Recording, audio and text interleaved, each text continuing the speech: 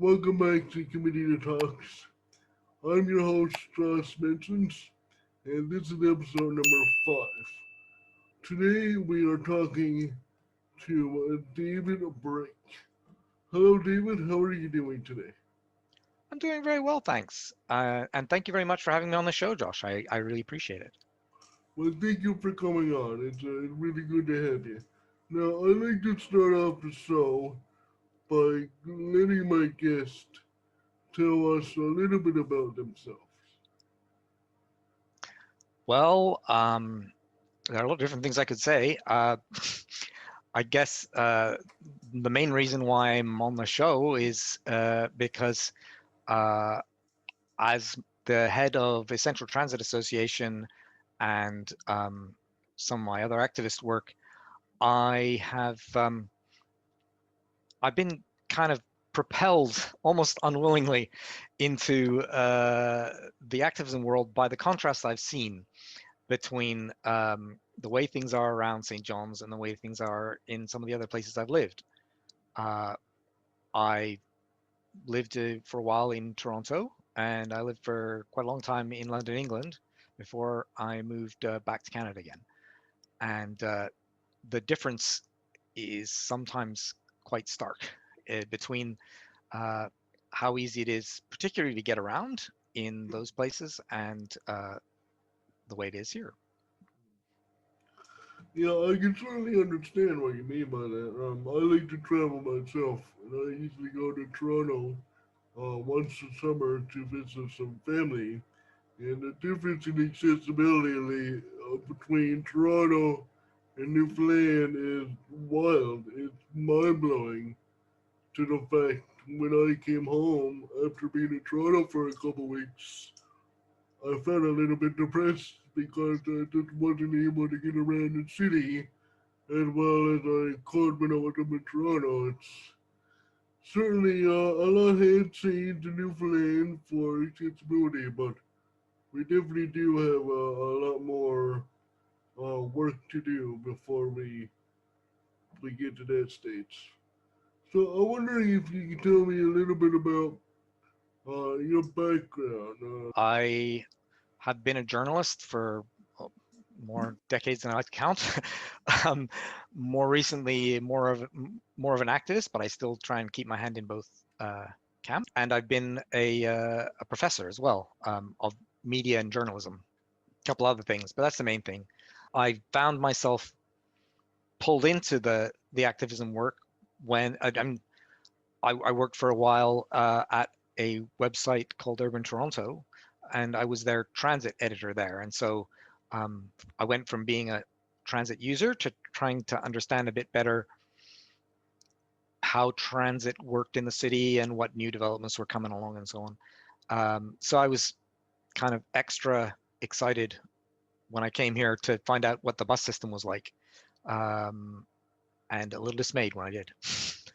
So yeah, that really encouraged me to start thinking that I could change things. And I actually think that's the one thing coming to Newfoundland from away that does strike you is because it's a relatively small place.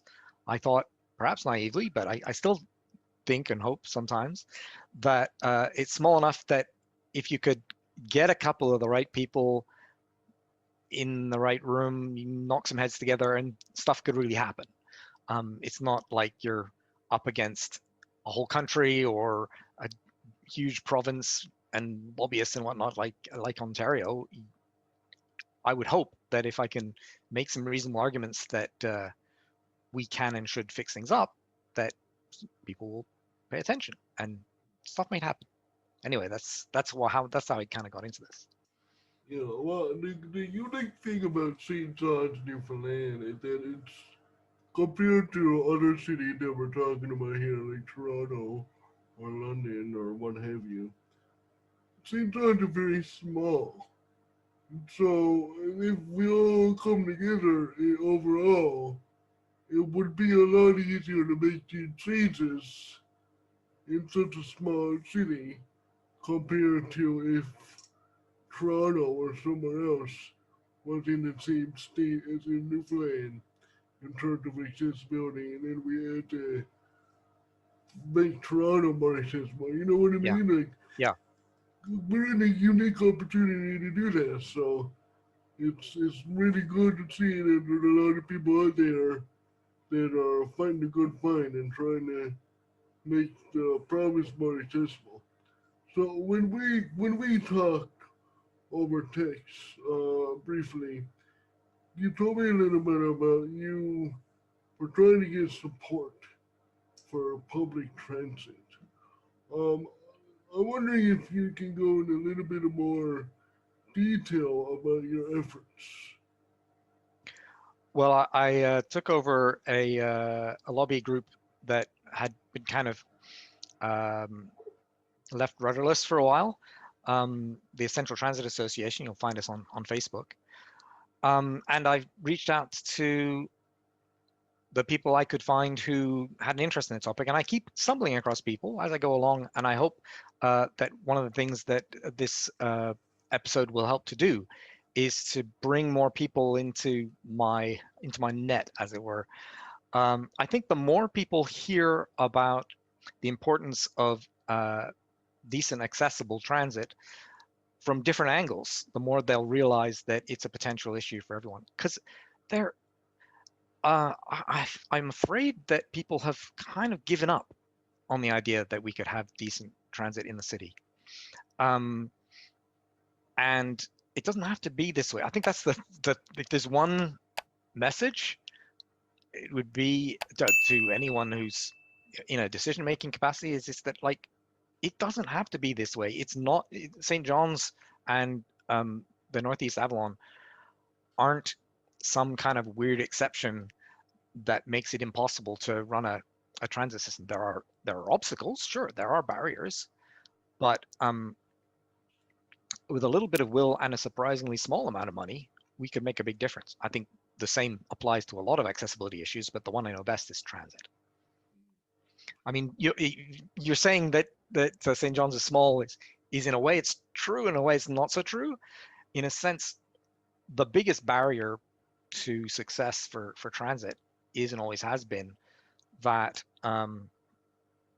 downtown St. John's is nice and small, but the way that development has proceeded across the Northeast Avalon over the course of the last couple of decades has tended to sprawl out, spread out far and wide, which makes it harder for public transit because uh, public transit works best when there's lots of people concentrated into smaller space in apartment buildings and so on. But there is certainly a big chunk of the Northeast Avalon Peninsula that is, in principle, well connectable to public transit. And certainly, if you looked around Europe, and even if you look around some of the more enlightened areas of Canada, you can find places of a similar size and scale that have run better public transit services than we got. So let's be more like them. And as we come up, um, we just had a provincial election, and I think what bothers me as much as anything else is that the sums involved for the city are fairly small, and for the province are tiny. We recently had a strategic plan for Metrobus, and what the kind of money it wanted to spend over and above its existing $20 million budget. He wanted to spend something like $2 million a year. And that could make a big difference to the way that transit was, and crucially to the way that people look at transit. But somehow, $2 million was thought to be too ambitious. Certainly, in post-COVID, it kind of fell off the wayside. Indeed, we're now down to losing $500,000 off of the transit budget. But the budget for the whole of the city of St. John's is $300 million. So I find it really staggering that no matter how desperate the straits are that we're in financially in the city, we couldn't find that kind of money to make life easier for people. You know, and when it boils down to it, it sounds a bit silly sometimes that like you can't find the money for these things. Well, where are you from, David? Because I know that that's not a Newfoundland accent. Well, that's always a tough question. My parents are Canadian, but I Uh, spent best part of 28 years in London, England. So, and I'm a Brit as well. So, uh, yeah, and kind of Anglo-Canadian. I'm certainly a mainlander, hmm. although I suppose Britain's an island, so not the same one though. So what ultimately brought you to Newfoundland then? Oh, my ex found a job here, and Oh, we have two kids, so I went with them and settled here. And yeah, you know what it's like; it gets under your skin. hmm. What brought you to accessible now? Well, in a very practical sense, I would like to hear more from the people who are uh, watching this video. I'd like to hear more directly from you to you could go to the Essential Transit Association Facebook page and you can reach out and contact me. Um, and I would also like the people who are listening to this when they bring up disability and access issues to beat the drum for transit because um, I'm working at it solidly in the middle, right? Like I'm transit, transit, transit all the time, but um, I'm at the risk of being marginalized as some kind of oddball who just has this freakish idea that transit is a good thing. But people, particularly in the disability community, or for that matter, the elderly, or young people who'd like to have a little more independent, and there are many different possible constituencies to push for better transit. Um, I think we all need to band together a bit more and make a concerted effort because in our little silos, we can't do very much. But um, if we work together, we can move mountains. I hope.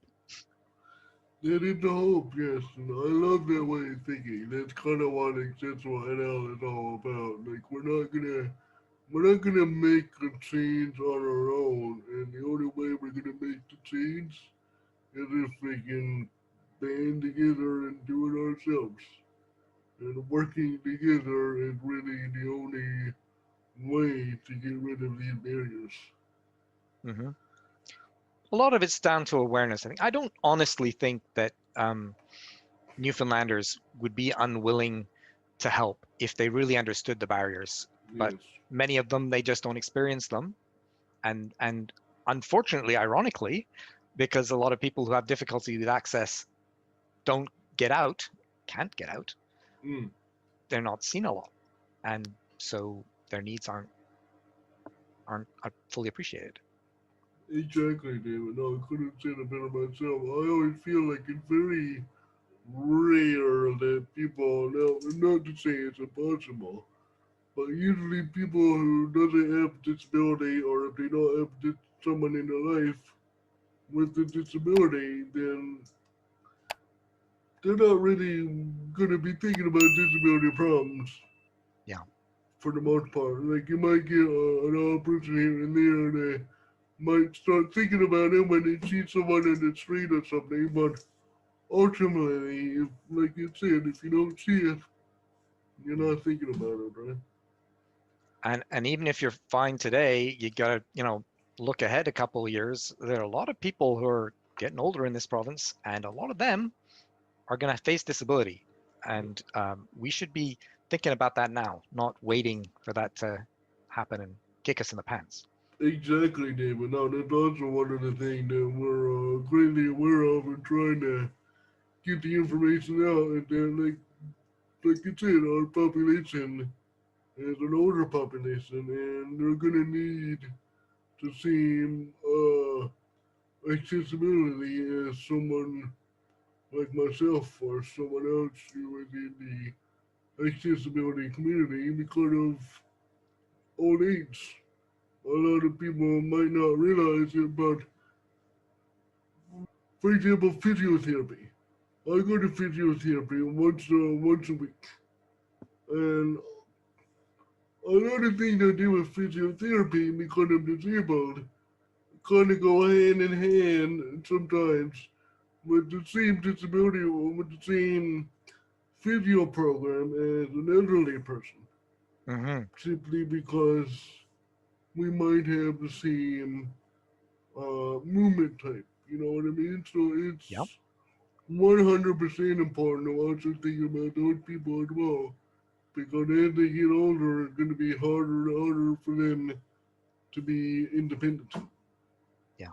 And then we got a province full of people who you can't really take care of themselves properly, and there's no way to run a province. Yeah. I think what I mean, it's a cliche to say that there's a problem with the short-termism in the province, but uh, these kind of investments uh, are hugely important down the line. One thing I've heard, for example, I presumably not uh, may or may not be applicable to your case, but um, I've heard the single most important thing you need to be able to do uh, is to lift yourself up out of your seat. And if you're going from your seat at the office into the seat of your car and out again, and that's your most of your exercise in your day, then when you get older, you may not be, you may not find it easy or even possible to get out of your seat. But if you're, for example, and it does seem counterintuitive in a way, but it's apparently true. I have it on good authority from people who study these things. If you're going and walking 500 yards to a bus stop and another 250 from the bus stop to your workplace, and you do that twice a day, that actually makes a big difference to your physical health if you're not otherwise getting healthy. So, and to say nothing about the issues of mental health, um, from what I've heard about people who, for whatever reason, can't afford or don't have access to a car, can't drive one, and so on, and find access to transit otherwise limited, they can stay home all winter. And I don't think people think about that as an option who have other options. But honestly, I hear about it much too often, and that can't be good for your long-term mental health. You only need to look at the way things were in the pandemic to reflect on that. So imagine if instead of being an exceptional thing, it was something you had to put up with every winter. That's, I mean, you may appreciate that, but I guess there may be some people who are listening to this who don't. Very well said, David. Now we're coming to the end of the show now, and well, I like to end the show the same way as any other episode. I like to give my guests a chance to tell me what do they want to go. Maybe any current projects or current goals, or really you can just talk about anything you want. Well, I guess my big accessibility goal is to put transit and good sidewalk snow clearing and sidewalk maintenance in general squarely on the agenda when the municipal elections come up this year, as they will be. Um, I'm confident that they will be there center stage, because I think that there are a lot of people like me who are starting to come out of the woodwork and see this as an issue. Um, but I'd also like to see the province stepping in and giving the city a hand. Uh, Partly because it shouldn't really be solely down to the city to arrange the transit needs for the whole Southeast Avalon area as it is presently. Um, but also because many other provinces and of course countries uh, have much more active engagement from the provincial end, not least because the province has much stronger tax raising strength than uh, than the city does. and because the issue isn't a St. John's issue, it's a Northeast Avalon issue, which means that all the mayors and councils in the area which could be served by transit really need to come together around a table and figure out what's best for the region. So I think with the combination of the interest that the federal government already has in promoting active transit, and with an engaged province and perhaps some changes around the table at St. John's Council in the coming election, we could see not some better late than never. We could see some real action and progress towards better transit for everyone. I really hope so. I dream of a day where, well, I've said this in other episodes, and I'll say it again. I really feel like Newfoundland has the potential to be a crown jewel for accessibility. I really think if we really put our mind to it, we can make a place that's pretty much an accessibility paradise. If you have, for example, if you know you're gonna have a child with a disability, Newfoundland is the place to be for accessibility. I really believe it has the potential to be so. It needs a lot of work for people like yourself and other people who are just fighting the daily fight. And I'm thinking about people with disabilities and thinking about how we're going to be getting them around the city. So, Stephen, I want to thank you again for coming on to the show. You've been a fantastic guest, and I wish you well in all your endeavors. Thank you, and I do too. I look forward to seeing how this comes out, and I look forward to hearing from you and other people with transit concerns. I'm going to do whatever it is that I can to help. I see you made it to the end of the video. Why not help us out by hitting that subscribe button and commenting down below to let us know how we did. And I'll see you in the next video.